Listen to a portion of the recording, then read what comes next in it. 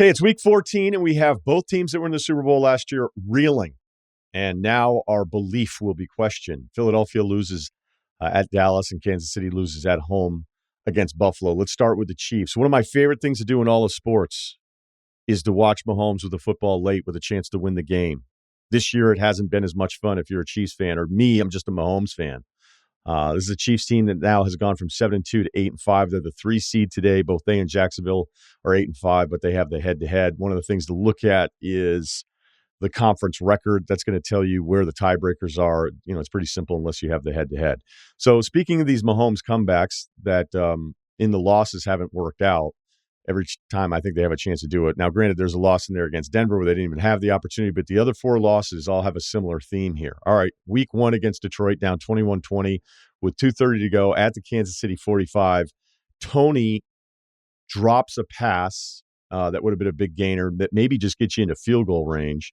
Then on 4th and 25, as they get backed up, Justin Watson had a chance to pull it down. It would have been a really tough catch, but it was kind of remarkable. It was one of those moments where I'm like, I can't even believe Mahomes had a chance to convert on 4th and 25. Loss. More recently, down against Philadelphia, 21-17, 2:49 left on the clock. Kansas City at their own 9-yard line. There's a shot to Valdez-Scantling, which looks like it's going to be a 51-yard touchdown. Granted, they still would have had to get the 2-point conversion. That doesn't work out. Mahomes takes the blame, said he could have thrown a better ball. Another loss. At Green Bay, 27-19, 109 left on the clock. At the Kansas City 30. MVS has a pass interference that was definitely PI. Look, I wasn't outraged about it, but it happens. It's not called. And another loss where Mahomes was a bit more like, what are you going to do? Well, that was not the theme after the game yesterday. So yesterday against Buffalo, they're down 20-17, 154 left on the clock at the Kansas City 25-yard line. As an aside here, how about the Bills not running clock? After a run play, they got the game clock to 2:23. The Bills ran 6 plays. There was a penalty in there. There's timeout, whatever, 2-minute warning. From 2:23, 6 plays later, the clock was only at 1:54 when they hit the go-ahead field goal. So that's 29 seconds over 6 plays.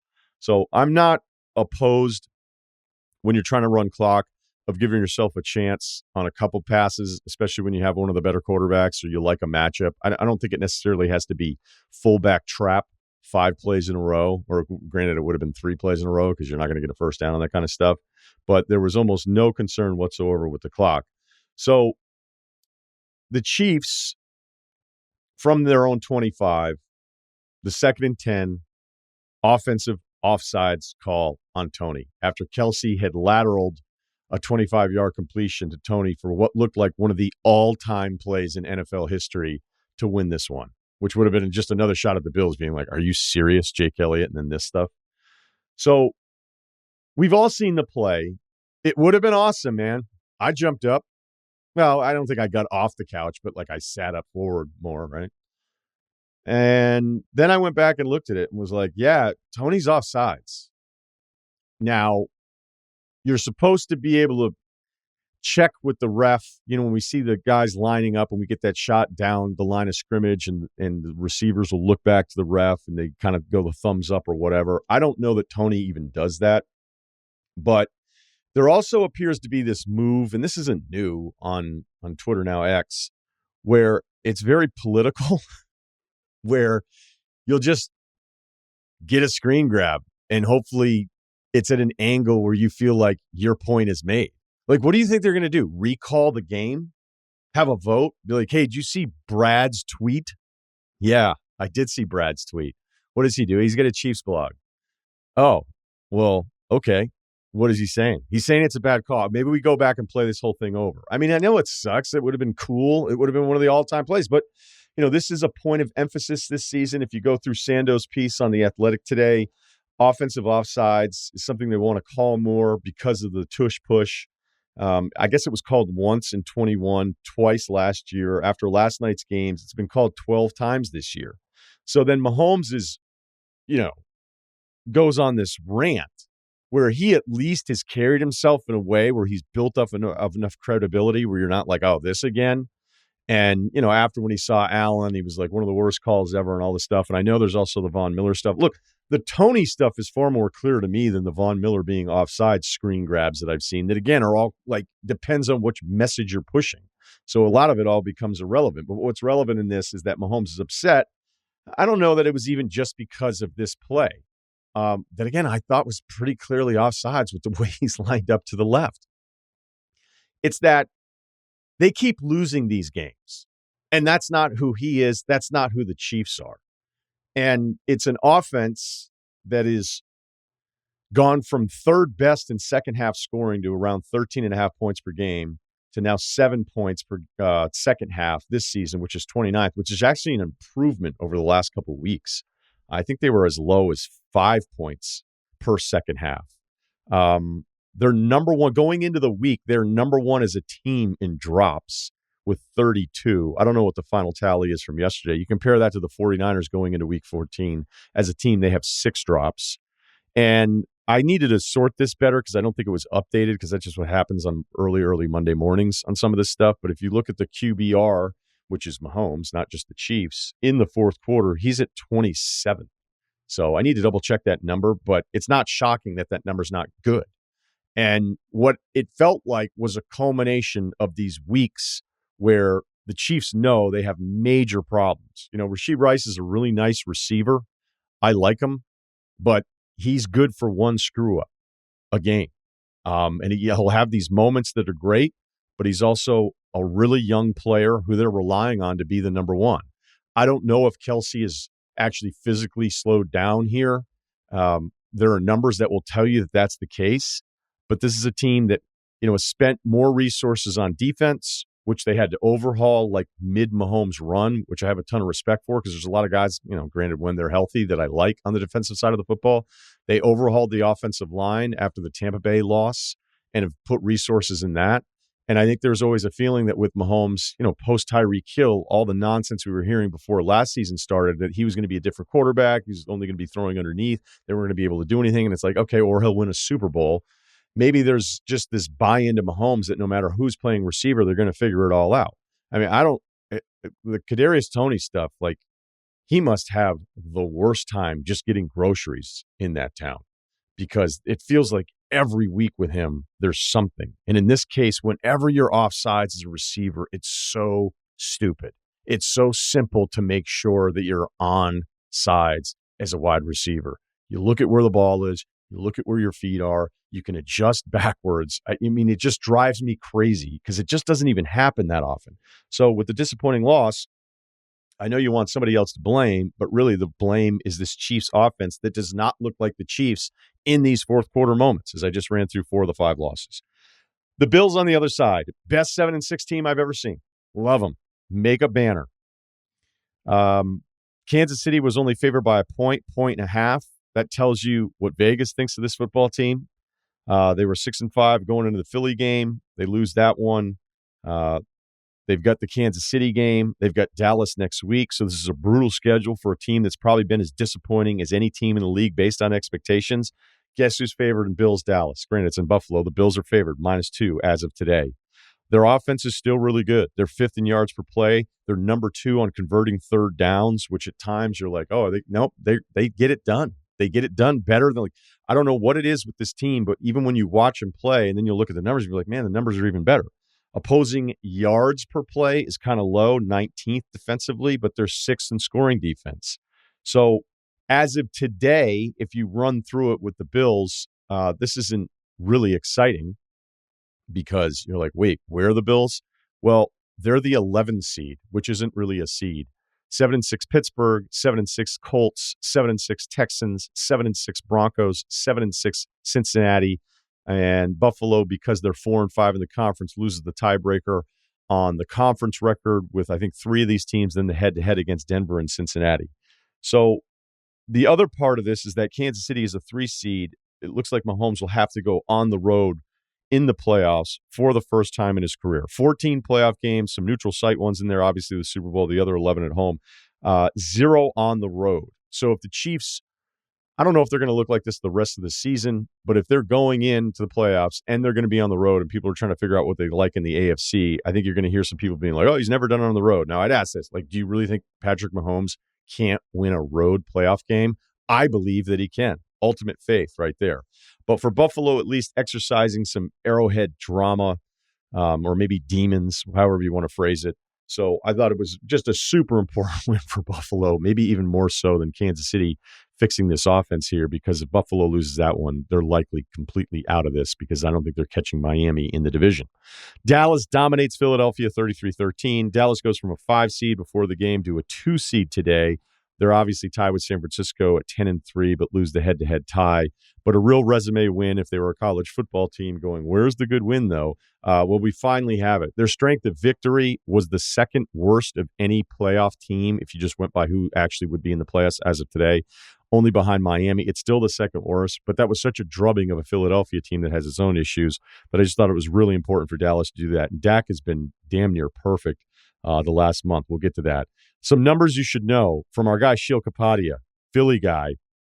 At one point, Philadelphia, 11 straight defensive possessions carrying over from previous games into last night, 9 touchdowns, 1 field goal, and 1 kneel down. That's 11 straight defensive possessions. That's what's happened to them. The defense is falling apart. Another number from Shield. Since 2000, there have been 106 teams with 10 or more wins through week 14. Philadelphia at plus 21 in point differential is 103rd out of those 106 teams in point differential. Pretty crazy. How about this one? Third downs, sacking the quarterback. The Eagles are sacking quarterbacks on 5.1% of those third downs, which is the worst in the NFL. And Hurts, since the Washington win in Week 8, he's had 5 games all below 60 at QBR, with 2 in the 30s and 1 in the 40s. I do think he's been hurt since that Jets game. I think that's very clear, so at least that might be able to be fixed. The defense doesn't look like it's going to be fixed. With all the love that we have for all these different pass rushers and the resources they put into these dudes, just keep drafting them, and the different highlights that you'll see from a real great collection of talent. I don't think we ever talk about the linebackers. And, you know, I loved when they grabbed Byard, knowing that he wasn't nearly the same guy that he had been in the past, when it was pretty clear, I think, for a couple of years with Tennessee, where he was maybe the best safety in the entire league. But it's a bit like that transfer portal rule I'll have with certain teams. Be like, wait, they had to grab that receiver, and he's going to be one of their main guys, and he wasn't even in the group of 5. Now, granted, there's wins all over the place in the transfer portal, but I think that also told you that the front office and the coaching staff was like, we just need to do something back there and grab somebody else. And this Philly team is heading in the wrong direction. Now, do you want to give up on either of these teams, Philadelphia or Kansas City? Nope.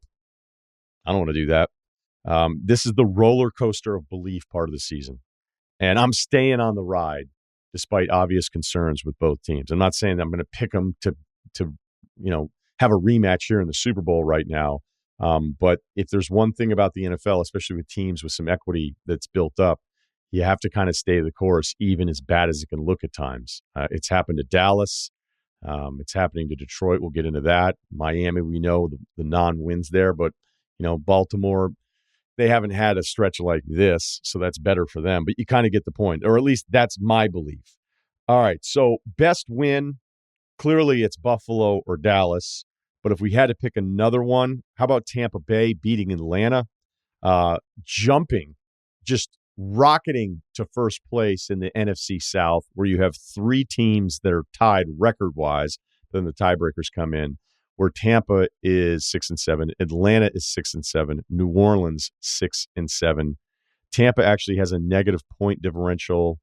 So does Atlanta, and New Orleans is actually in the positive, but I'd say it probably feel third best about them. Atlanta every year, I don't know how many years this is with Atlanta. Like, I know what the record is, but I kind of forget it each week, where I'll be watching a game being like, wait, Atlanta could be over 500 today? They've already made quarterback changes. Ritter comes back. So what? It actually felt nice to see some of their offensive skill players all contribute at the same time. Worst loss, I think it's Detroit at Chicago. This was the Jupiter-sized impact on the solar system sharp play of the week, hanging out in Vegas for another week, which is pretty crazy for me to have to be there extended period twice within a 3-week stretch. But I got into the gambling. I loved it. Was waking up, checking the board, thinking about it, grabbing some food, getting a workout in, going back, looking at the board again, and then placing bets, and then going to do something, and then going back to place more bets. I loved it. Was really into it for a 5-day stretch. So this was as I would sit and mingle and talk with the community. The Sharps apparently loved Chicago. They're like, Chicago, at home, Detroit, everybody's all over it. So we were all over it as well. We shared that one with friends. So the problem for Detroit is that if you look through Detroit's recent run, it is, remember we were talking 8-2, first time since, what was it, 1961? That was fun. Those were fun days. But they had the shootout with the Chargers when I thought the LA Chargers were still good. I do not think that anymore. They had the comeback against the Bears at home. They had the loss on Thanksgiving, which just ruined all these people in the greater Detroit area's Thanksgiving because it was like, hey, we're good now. We're going to win this game. Nope. That's also the Jordan Love awakening. And then they were dominant against the Saints. The score looks closer than it was, 33-28, but they were up bigger on that one. And then they lose at Chicago. So now Detroit's entering I'm not picking them to do anything in the playoffs. Yeah, that's kind of where I'm at. Goff had 161 yards in this game. That's the lowest total of the season. They're just off. They've been off for a month. And if you're wondering, well, wait a minute, how come you have faith in Kansas City and Philadelphia and they've played poorly and they're not up to their standards? Maybe even with Philadelphia, ironically, getting that win against Kansas City, where I think we all went into the week after saying, I think Kansas City was still better than them. But you're not giving Detroit the same benefit of the doubt? Yes, you're right. You got me. The other part of this that I think makes it, well, I don't know if there's a bad win, but maybe it could be the case for Chicago, is the Justin Fields is good now push. I'm not sure what you're watching. I'm just not. Like, I know that he's capable of all sorts of great plays. Like, people started turning him into somebody that you had real expectations for based on a bunch of runs on social media that are incredible to watch. I also get that there's a bit of a split. There's like a line in the middle for him of where he was at before and where he's at now. I know he gets sacked a lot. I just think he misses a lot of throws that if you're going to be a 10-year starter, you can't miss. And considering the draft capital the Bears have, if anybody's seriously, I don't know, I doubt local Chicago radio would be going, do the Bears have a real dilemma? Not dilemma, because it's a good problem to have, but has Fields done enough recently to think about going in another direction with Carolina's pick? That to me would be a massive mistake. Now, the finances of this, if you go through all the quarterback contracts in the league, the average annual salary for even the lowest post-rookie contract guys, probably around $25 million per, maybe in that Geno Smith area. You could still just do the fifth-year option for Fields.